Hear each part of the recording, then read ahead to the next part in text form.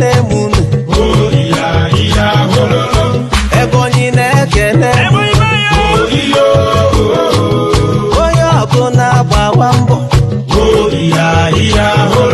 titi mpọpọrọ tibọlibọ